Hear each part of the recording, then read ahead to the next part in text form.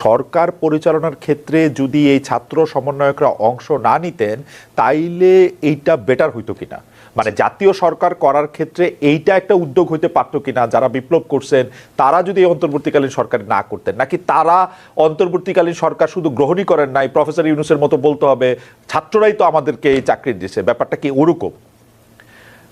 জি, আমি আবারও আমাদের নিত্রা ম্যাডামকে ধন্যবাদ জানাই, যে কারণ তিনি ঢাকা বিশ্ববিদ্যালয়ে আমরা যখন দুঃসময় আন্দোলন করেছি, হাতে গোনা দু চারজন শিক্ষক আমাদের সাথে সংহতি রেখেছেন, আমাদের পাশে দাঁড়িয়েছিলেন। অধ্যাপক রোবায়েত ফেরদৌস, আমিনা লুৎফা, তানজিমউদ্দিন খান, হ্যাঁ, তাদের মধ্যে অন্যতম আমার ডিপার্টমেন্টের একজন শিক্ষক ছিলেন আপনার তাসনিম সিরাজ মাহবুব। তো সেই জায়গা থেকে তাকে আমরা একটা ধন্যবাদ জানাই। আর আপনি যে আমাকে যে প্রশ্নটি বলেছেন, আমিও একটু শেষ করছি ওই আঙ্গিকে একটু বলে, তারপর ম্যাডাম তো বলবেন যে সরকারের গঠন প্রক্রিয়াটাতে ছাত্র নেতৃবৃন্দের প্রতিনিধিত্ব থাকা না থাকা নিয়ে এটা একটা আবার একটা বড় ধরনের অবস্থান বা স্টেটমেন্টের প্রয়োজন। তো সংক্ষেপে আমি যেটা মনে করি যে দেখেন, 5ই অগস্টের পূর্বে যেভাবে আমাদের এই ছাত্র আন্দোলনের নেতৃবৃন্দ জাতীয় ঐক্যের কেন্দ্রবিন্দুতে পরিণত হয়েছিলেন, সবাই তাদের ডাকে কিংবা আহ্বানে সাড়া দিয়ে এই গণ অভ্যুত্থানে অংশ নিয়েছিল।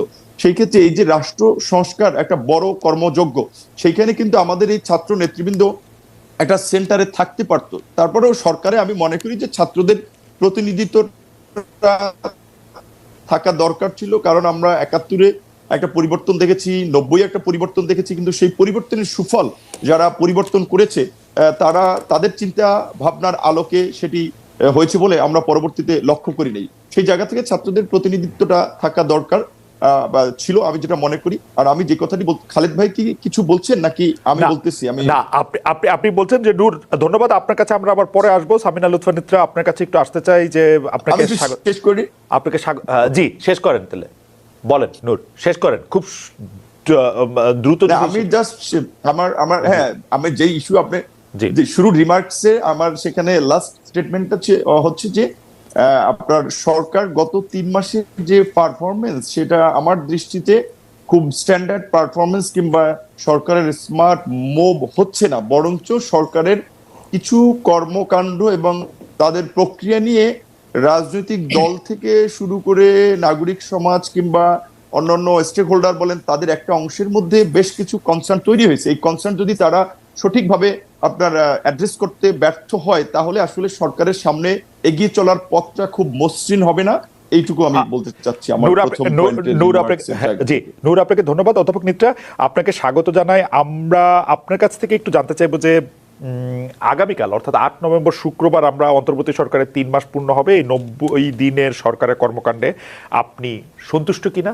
আপনি একজন শিক্ষক, আপনি 10-এ এই সরকারকে কত দেবেন? যে আকাঙ্ক্ষা নিয়ে আন্দোলন করে শেখ হাসিনার পতন ঘটানো হয়েছে এবং যে আন্দোলনে আসলে সবাই অংশগ্রহণ করেছে, কারণ এই এই সরকারের পতন, সেই আকাঙ্ক্ষা পূরণে ডক্টর ইউনূসের সরকার, আমরা এটাকে ডক্টর ইউনূসের সরকার বলবো না বৈষম্য বিরোধী ছাত্র আন্দোলনের সরকার বলবো আমি জানি না, কারণ তাদেরই দেখা যাচ্ছে, ডক্টর ইউনূসও বলছেন যে তারাই তাকে চাকরি দিয়েছেন। আপনি কত নম্বর দিবেন নিত্রাপা? ধন্যবাদ খালেদ, আমাকে এই অনুষ্ঠানে ডেকে এরকম একটা জটিল প্রশ্ন করার জন্য। আপনাকে আসলে ধন্যবাদ দেয়া উচিত না সম্ভবত, তারপরেও আমি এই যাই বলি না কেন তাতেই বোম ফেটে যায়, কি বলবো সেটাও তো চিন্তা করে বলতে হয়। আমাকে যদি বলা হয় যে 3 মাসের এই সরকারের, যে সরকারটিকে আমি একটা অন্তর্বর্তীকালীন সরকার বলেই বলবো, এবং সেখানে তাদের যে পারফরমেন্স, আমি যদি এক এক করে বলি যে প্রথমে আমাদের এই সরকারের কাছে কি চাওয়া ছিল। প্রথম চাওয়া ছিল যে জুলাই অভ্যুত্থানে এবং অগাস্ট পর্যন্ত যদি আমরা চিন্তা করি, জুলাই অভ্যুত্থানে যারা নিহত হয়েছেন, যারা আহত হয়েছেন, তাদের আহতদের চিকিৎসা দেয়া এবং নিহতদের পরিবার এবং আহতদেরকে পুনর্বাসন করা, এই জিনিসটা আমার কাছে আপনি যদি জিজ্ঞেস করেন, আমার মনে হচ্ছে 3 মাসে এই কাজের অগ্রগতি অনেক ধীর, এবং এখানে যতটা দ্রুততার সাথে আমরা এই কাজটি হয়তো দেখতে চেয়েছিলাম, সেই অর্থে এই কাজটি আমরা পূর্ণরূপে বা পূর্ণ উদ্যমে দেখতে পাইনি। এক্ষেত্রে আমি ধরে নিচ্ছি যে এর মধ্যে যে বন্যা হয়েছে, প্রাকৃতিক দুর্যোগ হয়েছে, আরো অনেক দুর্যোগ হয়েছে 3 মাসে, সেগুলোর কারণে সরকারের কাজ পিছিয়ে গেছে, সব মেনে নিয়েই বলছি আমাদের এটা প্রায়োরিটি টাস্ক ছিল, এবং এই প্রায়োরিটি টাস্কে আমরা 2 মাসের মাথায়ও গণতান্ত্রিক অধিকার কমিটি থেকে বলেছিলাম যে সেই টাস্কটিতে সরকার আশানুরূপ ফল করতে পারেনি। এবং আজকে এসে আমরা দেখতে পাচ্ছি যে আসলে কয়েকজন নিহত পরিবারকে গত সপ্তাহে বা এই সপ্তাহেই বোধহয় চলতি সপ্তাহে তাদেরকে ডাকা হয়েছে এবং এক ধরনের যোগাযোগ তৈরি হচ্ছে, কিন্তু এটা আমাদের কাছে আশা ছিল আরো আগে এটা ভালো করে হবে। সেই জায়গাটাতে আমাদের একটা খুব নিরাশার জায়গা তৈরি হয়েছে। দ্বিতীয় যে জায়গাটি সেটা হচ্ছে জনমনে নিরাপত্তার ধারণা দেয়া এবং জনগণ আসলে নিরাপদ আছেন কিনা।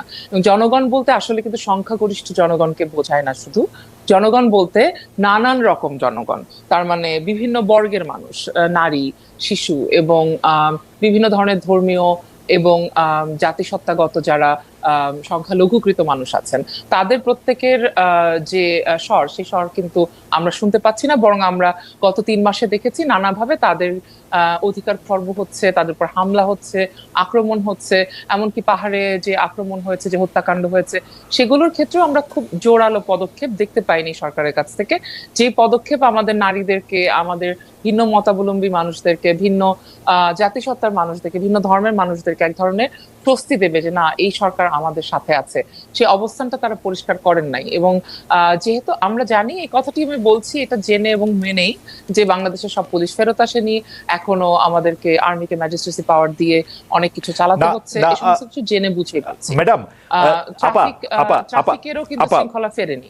আর সবচেয়ে বড় কথা আমি শেষ করে দিচ্ছি, সবচেয়ে বড় কথা হচ্ছে বাজারে যে ভয়ঙ্কর পরিমাণে দাম বেড়ে গেছে সবকিছুর, এই জায়গাতে আমি বলবো যে আমাদের সরকার সেই কার্যক্রমটি দেখাতে পারেনি এখনো।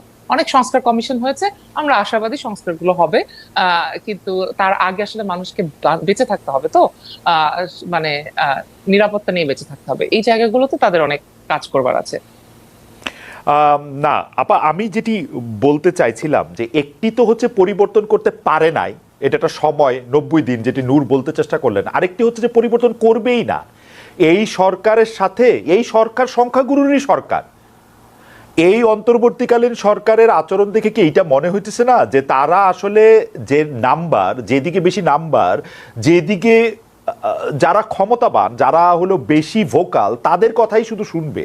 একটা তো হচ্ছে যে আমি পারতেছি না, আরেকটা হচ্ছে আমি করতেছি না, আমি করব না, মানে ও আরো, এই সরকার আরো 5 বছর থাকলেও এগুলি করবে না। আপনি যেগুলি বলতেছেন এই নারীর অধিকার নারীর অধিকার না, মানে আপনি যেটা বলতেছেন, যে অধিকারের কথাগুলি আপনি বলতেছেন, আমি যদি এই প্রশ্ন করি যে সরকার আরো 5 বছর 50 বছর থাকলেও এগুলি করবে নাকি আরো উল্টা পথে হাঁটবে? না, আমার মনে হয় না যে উল্টা পথে হাঁটবে। আমার মনে হয় যে এটা একটা সময় তারা দিচ্ছেন যাদেরকে তারা মনে করেন, এটা আমার ধারণা। আমি আসলে সরকারের সাথে এত মানে জড়িত মানুষ না, তো আমি তো সরকারের যারা আছেন তাদের সাথে আমার দেখা সাক্ষাৎ বা কথাবার্তা হওয়ার সুযোগ হয় না। সুতরাং আমি তাদের কার্যক্রম দেখে, জনপরিসরে তারা যা বক্তব্য রাখছে তার ভিত্তিতে আমি কথা বলি। যদি সেই ভিত্তিতে কথা বলি, আমার মনে হচ্ছে যে যেহেতু তারা দেখেছেন এবং তাদের মূল যুক্তি হচ্ছে আওয়ামী লীগ আমলে যারা নিপীড়িত ছিল, নিষ্পেষিত ছিল, তাদেরকে তারা বেশি স্পেস দিচ্ছেন, এরকম একটা ধারণা কিন্তু জনমনে আছে। এবং সেক্ষেত্রে আমি প্রথমত দেখতে পাচ্ছি জামাতকে, আমি বিএনপিকে অত বেশি দেখতে পাচ্ছি না। আমার কাছে মনে হচ্ছে অন্যান্য যে রাজনৈতিক দলগুলো আছে, যারাও আসলে আওয়ামী লীগের আমলে যারা প্রভূতভাবে নিপীড়নের শিকার হয়েছেন, তাদের সবাইকে তারা স্পেস দিচ্ছেন সেরকমটা মনে হচ্ছে না। তাদের কাছে যাদেরকে মজলুম মনে হয়েছে তাদেরকে ওনারা বেশি স্পেস দিচ্ছেন আগে, এটা আমার কাছে মনে হচ্ছে। তবে আমি আশা রাখতে চাই যে তারা নিশ্চয়ই, যেহেতু বৈষম্যহীন বাংলাদেশের কথা বলে তারা সরকার গঠন করেছেন, আমি তাদের কাছে আশা রাখি যে তারা এখনো সেই বৈষম্যহীন বাংলাদেশ গড়ার রাস্তায় থাকবেন। তাদের পদ ভুল হয়ে যেতে পারে, কিন্তু আমি এখনই তাদেরকে একদম মানে খরচের খাতায় ফেলতে চাই না। না, খরচের খাতা না, মানে পদ ভুল হইতে পারে, কিন্তু উল্টা পথে তারা হাঁটতেছে বলে আপনি মনে করতেছেন না? না, নট নেসেসারিলি। আমার কাছে মনে হচ্ছে যে, আমি জানি যে আপনি উদাহরণ দিতে পারেন যে এক ধমকে এদিকে চলে যাচ্ছে, আরেক ধমকে অন্যদিকে চলে যাচ্ছে, এরকমটা আছে, এটা একদম নাই তা বলছি না। তার কারণ হচ্ছে আমার ধারণা সরকারের বহু মানে সরকারের মধ্যে যে উপদেষ্টারা আছেন তাদের সকলেরই কিন্তু এরকম রাজনৈতিক পরিস্থিতি এবং দেশ সামলানোর অভিজ্ঞতা নেই, বা অভিজ্ঞতা থাকলেও সেই অভিজ্ঞতার মধ্যে আরো যে সমস্ত স্ট্রেংথ একটা সরকারের থাকার দরকার, সেটা এই মুহূর্তে সরকারের নাই। সবচেয়ে বড় যে সমস্যাটার জায়গা, সেটা হচ্ছে ফ্যাসিবাদের পতনের পর ফ্যাসিবাদী ব্যবস্থা তো চলে যায়নি, আমাদের মননের মধ্যে যে ফ্যাসিবাদ গেড়ে বসে আছে, সেটাও কিন্তু অত সহজে দূর হয়ে যাচ্ছে না। তার ফলে এই যে মানুষের কথা বন্ধ করে দিতে চাওয়ার ব্যাপারটা, এটা কিন্তু একটা মেজরিটারিয়ান অ্যাটিটিউড, এবং এটা ওই ফ্যাসিবাদী ব্যবস্থারই রেমন্যান্ট, বা আমি মনে করি যে এটা অবশিষ্টাংশ চলছে। আমি এখনো আশা রাখতে চাই না যে আপা, তারা আপা আপনি আপনি সকলের জন্য জায়গা করবে। আপনি যা যা কিছু বললেন, আমি যদি একটা ব্ল্যাকবোর্ডে লিখি বা নোট নেই ক্লাসের স্টুডেন্টদের মতো, আমার এই প্রশ্ন করতে ইচ্ছা করে, আপনি কি আশায় বাঁচছেন এই খেলাঘর? হ্যাঁ, আমি আশা রাখি যে চেইন সবসময় ভালোর দিকে হয়। আমি সেটা না হলে তো আসলে কিভাবে আমরা এত দূর আসলাম? আমরা তো জুলাইয়ে কল্পনাও করি নাই এরকম ঘটনা আজকে আমি না। এইসব কথা আপনাদের সাথে বলবো, বা আপনি যে আমাকে ডাকবেন, আপনি কি গতকালকেও জানতেন নাকি? না, গতকালকে তো জানতামই না। সেটা তো আবার আরেক প্রসঙ্গ। গতকাল যে আমি কেন জানতাম না সেটা তো আরেক প্রসঙ্গ। সেটাই। সেটা তো আরেক প্রসঙ্গ। সেটাও প্রসঙ্গ, আপনি সেটাও তুলতে পারেন। না, আমি